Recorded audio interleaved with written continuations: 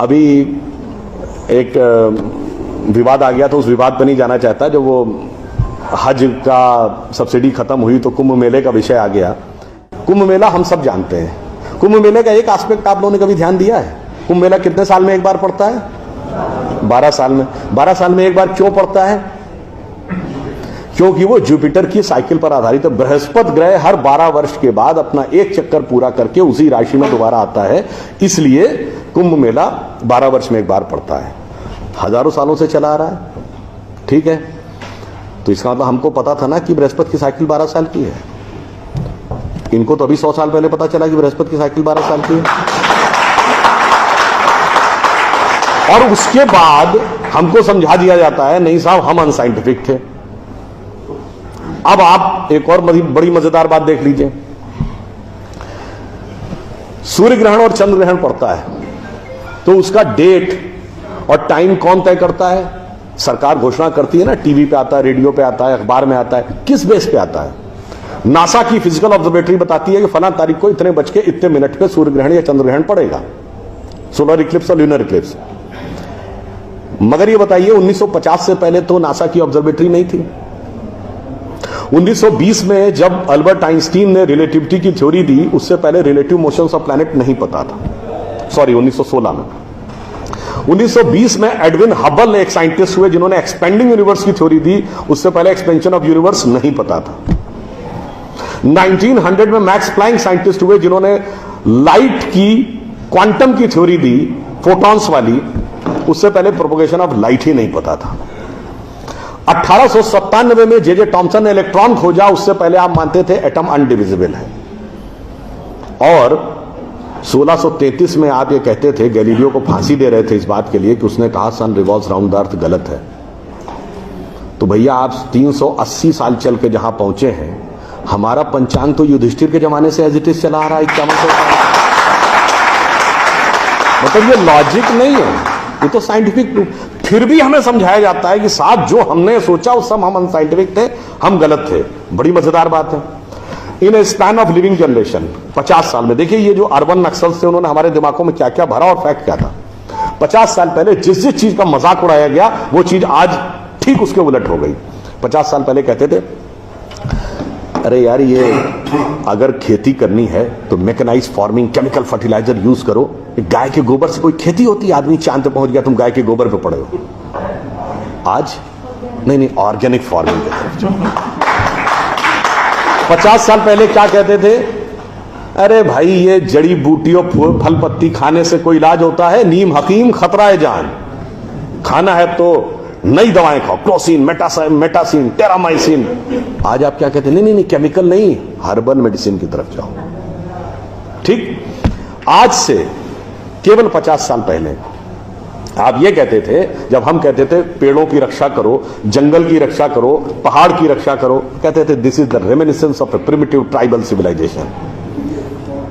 आज 1992 के Rio de Janeiro से लेकर 2009 के कोपेनहेगन से लेकर 2016 के पेरिस तक आप कहते हैं नेचर फ्रेंडली डेवलपमेंट करो। भैया सब कुछ उलटता जा रहा है। जो हमने कहा, जिसका आपने मजाक उड़ाया, वो सब कुछ सही होता जा रहा। अब मैं एक और बात कहूंगा जिसका कि बहुत मजाक उड़ाया गया, शायद हम लोग कभी ध्यान नहीं देते। भारत में यह कहा जाता था कि ज्ञान प्राप्त करना है तो ध्यान लगाओ। संत महात्मा जाके गुफा में ध्यान लगाते थे, पीर फकीर जाके कहते थे इल्हाम हो जाएगा। लोग कहते थे क्या बेवकूफ है, हाउ इज इट पॉसिबल? ऐसा कहीं हो सकता है क्या कि जाके ध्यान लगाया और ज्ञान प्राप्त हो गया?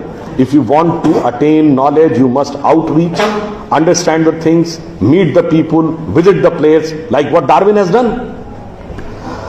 अब 50 साल बाद मैं आपसे पूछता हूं, आपको न्यूयॉर्क टाइम्स अखबार पढ़ना है तो 2 रास्ते हैं। एक, यहां से दिल्ली से न्यूयॉर्क की फ्लाइट पकड़िए, 16 से 22 घंटे लगेंगे डिपेंडिंग अपॉन योर फ्लाइट, और आज का अखबार कल पढ़िए। और दूसरा है कि मोबाइल पे डाउनलोड करिए खट से और पढ़ लीजिए। क्यों? आपके हाथ में डिवाइस है, जिसने डिवाइस बनाई उसने सॉफ्टवेयर भी बनाया है, और जिसने सॉफ्टवेयर बनाया उसने सपोर्टिंग नेटवर्क भी बनाया है। उसी ढंग से हमारा शरीर एक डिवाइस है, तो इसके अंदर मन, बुद्धि, चित्त, अहंकार और कॉन्शियसनेस एक सॉफ्टवेयर है, और उसका कनेक्टिंग नेटवर्क भी है। बस नेटवर्क से कनेक्ट होना है और सब डाउनलोड है। और अंत में मैं एक उदाहरण दूंगा। सब कुछ कहा जाता था कि पैसे के कारण शोषण हुआ, इसलिए खड़े हो जाओ, लोगों के साथ भिड़ जाओ। हमारे यहां परंपरा में त्याग का महत्व था। हम आपसे पूछें, दो राजा बताइए जो सबसे बड़े महान माने गए भारतीय संस्कृति में, राजा राम और राजा हरिश्चंद्र। दोनों इसलिए कि त्याग किया, इसलिए नहीं कि बड़ा बड़ा इलाका अलेक्जेंडर द ग्रेट की तरह कब्जा कर लिया। अब मैं एक आपको उदाहरण देता हूं, वो त्याग कैसे समाज में रचा बसा था। हमारे पूज्य संतों में से एक हुए संत रविदास, काशी के रहने वाले थे। उनके पास भगवान राम की एक मूर्ति थी। काशी नरेश उनके पास गए, कहा जाता था इतनी सिद्ध मूर्ति है, आप कृपया इसे मुझे दे दीजिए। ऐसी मूर्ति राजा के पास होनी चाहिए राजभवन में, ना कि इसमें मैं इस मूर्ति के वेट का 10 गुना सोना आपको दे दूंगा। उन्होंने मना कर दिया। उन्होंने कहा जी इसके वेट का 100 गुना सोना दे दूंगा। उन्होंने मना कर दिया। तो राजा को थोड़ा क्रोध आ गया। उसने कहा ऐसा है रैदास जी, आज जिस झोपड़ी में रह रहे हैं इसमें जितना सोना आ सकता हो नीचे से ऊपर तक उतना भर लीजिए, उतना मैं आपको देने को तैयार हूं। तो एक बार उनकी पत्नी का मन आया कि भाई ऐसा बढ़िया ऑफर नहीं मिलेगा, अब हमें इस पर विचार कर लेना चाहिए। रैदास ने क्या जवाब दिया, एक मोरो राम नाम धन, एक मोरी आशा, ऊ धन आई है ई चले गई हैं, ना चाहे भगत रैदासा। मना कर दिया। रैदास जी क्या थे, वो जूते बनाते थे, आज की परिभाषा के अनुसार दलित थे। अब आप आइए, संत कबीर जुलाहा थे, आज की परिभाषा के अनुसार ओबीसी। जब उन्होंने, उनके बेटे ने भगवान के भजन के बजाय पैसा कमाना शुरू किया तो कबीर ने क्या कहा, उनके बेटे का नाम था कमाल। उन्होंने कहा बूढ़ा वंश कबीर का उपजा पूत कमाल, और हरि का भजना छोड़ के घर ले आया माल। यानी उन्होंने उसको डिस्कार्ड किया। आप त्याग में रह के दिखाएंगे। अब आप आइए, मीराबाई राज परिवार की थी आज के हिसाब से, फॉरवर्ड। और उन्होंने क्या कहा, पायो जी मैंने राम रतन धन पायो, और जन्म जन्म की पूंजी पाई बाकी सबे लुटायो। उन्होंने भी पैसे की तरफ नहीं रहा। और अंत में ये सब एक ही कंटेम्परेरी है, तुलसीदास जिन्होंने रामचरितमानस लिखी, वो ब्राह्मण थे, फॉरवर्ड आज के जमाने के हिसाब से। कहा जाता अकबर उनके पास गए, अकबर ने कहा कि आप हमारे दरबार में आकर स्थान ग्रहण करिए, हम आपको 60,000 की मनसबदारी देंगे। उस जमाने में मनसबदारी एक रैंक होती थी। तो जैसे 40,000 की मनसबदारी वॉज मैक्सिमम, 60,000 का मतलब हुआ कि राजा के बाद सबसे बड़ा स्टेटस आपका होगा। तो तुलसी ने क्या जवाब दिया, हम तो सेवक राम के हियो धरो दरबार, हमारे तो हृदय में भगवान राम का दरबार धरा हुआ है। तुलसी का अब होएंगे नर के मनसबदार।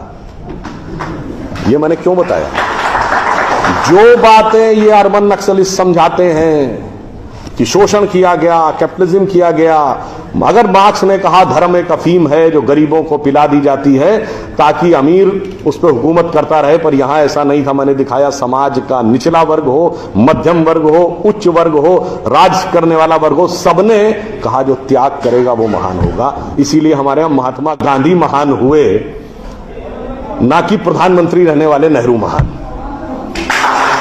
तो इसलिए मैं अंत में ये कहूंगा आप सभी लोगों से कि ये जो मायावी रावण साधु का वेश बना के आता है, सूक्ष्म दृष्टि से इसको समझिए और आश्वस्त रहिए कि वो चाहे कितना भी मायावी हो, अंत में विजय हमारी ही होगी, क्योंकि हम आज दुनिया के यंगेस्ट नेशन है। जैसा अभी नलपत जी ने कहा ना कि भाई people like us we are in minority. हम देश दुनिया के सबसे युवा देश हैं, यह सत्य है, मगर यह अर्ध सत्य है। हम सबसे युवा देश और सबसे प्राचीन सभ्यता है। We are the youngest nation and the oldest civilisation.